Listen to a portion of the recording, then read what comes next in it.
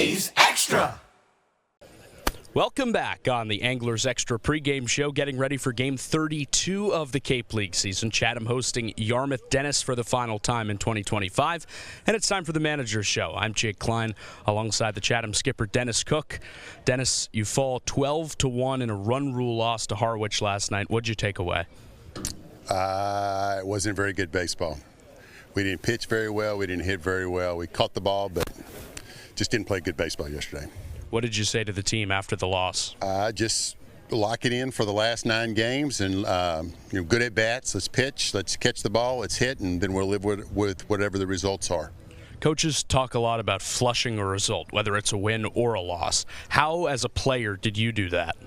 Just a short memory. I mean, once you left the ballpark, it's over. You can't do anything about it, whether good or bad, and show up the next day and try to be better. Chatting with Dennis Cook on the Manager's Show before Chatham and Yarmouth Dennis. Dennis, you turn to Duke Stone today. He makes his 3rd start in a row. The last 2 have been pretty good, 11 scoreless innings. How would you sum up Duke's summer so far? I think Duke has had an outstanding summer. He's definitely bettered himself. He's gotten a lot better. I think his confidence is super high right now. He's learned how to pitch off of his fastball.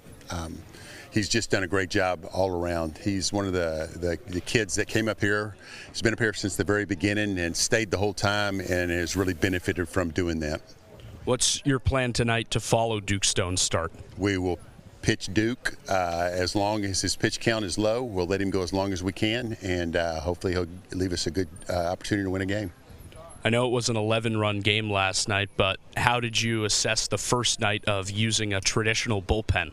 I don't think last night was a fair example. I mean, our starter needs to give us at least 4, 5, or 6 innings for us to even be able to mix and match. And so last night was not a good example of what we want to do.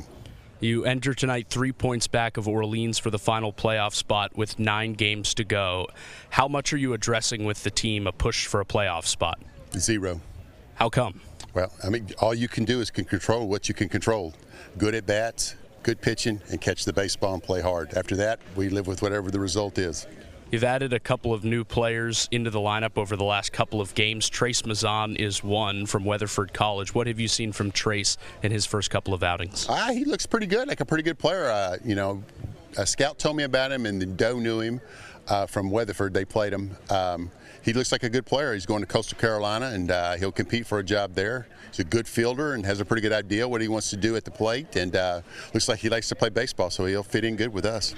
How have these players, new players, acclimated to jumping into a new team with new teammates right in the middle of a push for a playoff spot? Yeah, it's hard to tell. I think the kids are used to that. They're select ball now. They show up and they usually play on the weekends on one team, and the next weekend they're on another team. So I think they're used to doing that kind of stuff. That's Dennis Cook on the Manager's Show. Chatham and Yarmouth Dennis coming up in just a couple of moments. Dennis, thanks for the time. Thank you.